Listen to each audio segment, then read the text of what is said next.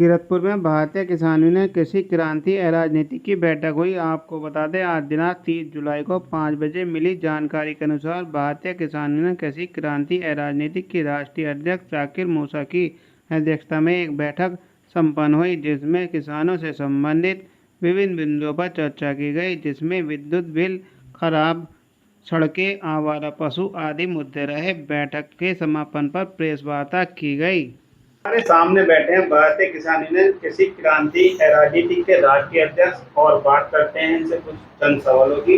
बिहार में निर्वाचन आयोग SIR लागू किया है और इससे 60 लाख लोग वोटर लिस्ट से बाहर हो रहे हैं, जिसमें कि मजदूर तबके के और किसान लोग हैं। उस पर आपका क्या विचार है?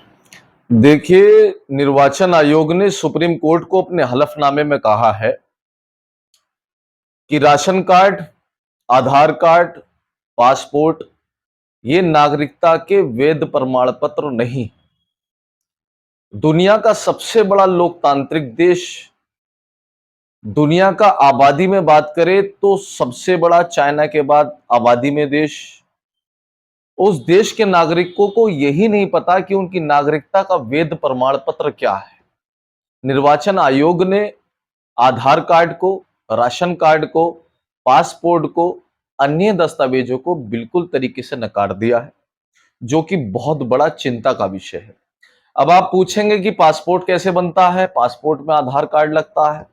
अब आप पूछेंगे कि आपका मूल निवास प्रमाण पत्र कैसे बनता है? एक ऑफलाइन बनता है, एक ऑनलाइन बनता है, कचहरी से भी बनता है, कंप्यूटर से भी बनता है, उसमें भी आधार कार्ड लगता है। तो फिर ये आधार कार्ड आखिर क्यों बनाया गया कि ये नागरिकता का प्रमाण पत्र नहीं है?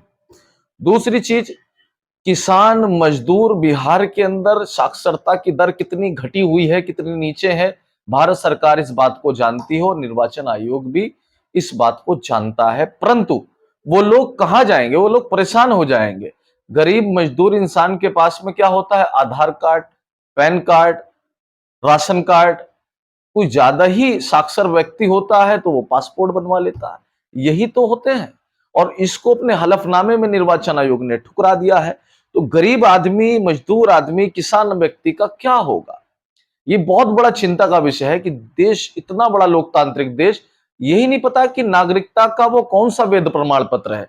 वो कौन सा वैध प्रमाण पत्र है आप बताइए, उसकी गाइडलाइन जारी कीजिए, भारत के सभी नागरिक उस वैध प्रमाण पत्र को बनवाएंगे अपने।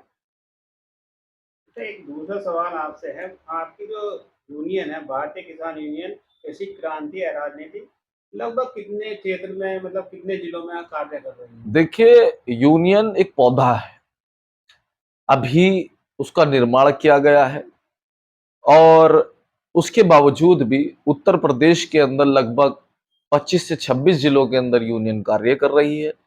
किसानों की, मजदूरों की, गरीबों की, ग्रामीणों की समस्याओं को संज्ञान में लेकर शासन प्रशासन तक पहुंचाकर उनकी समस्याओं का समाधान कराने का कार्य कर रही है।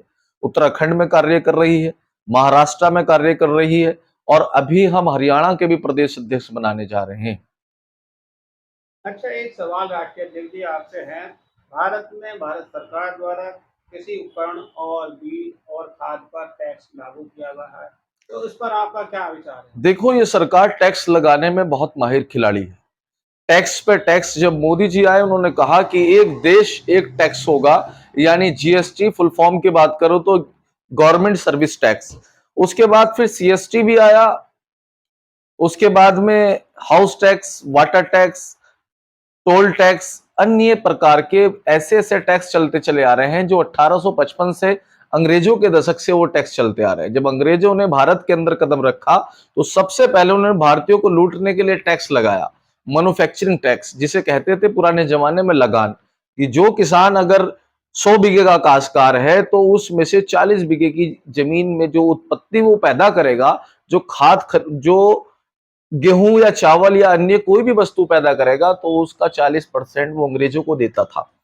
उसको ये मैन्युफैक्चरिंग टैक्स कहा जाता है। आज के समय में हर कंपनी पे मैन्युफैक्चरिंग टैक्स है। जब उसे वो बेचती है तो फिर सेल टैक्स है, और फिर उसको कहीं और अन्य जगह लेके जाती है तो फिर रोड टैक्स है, टोल टैक्स है।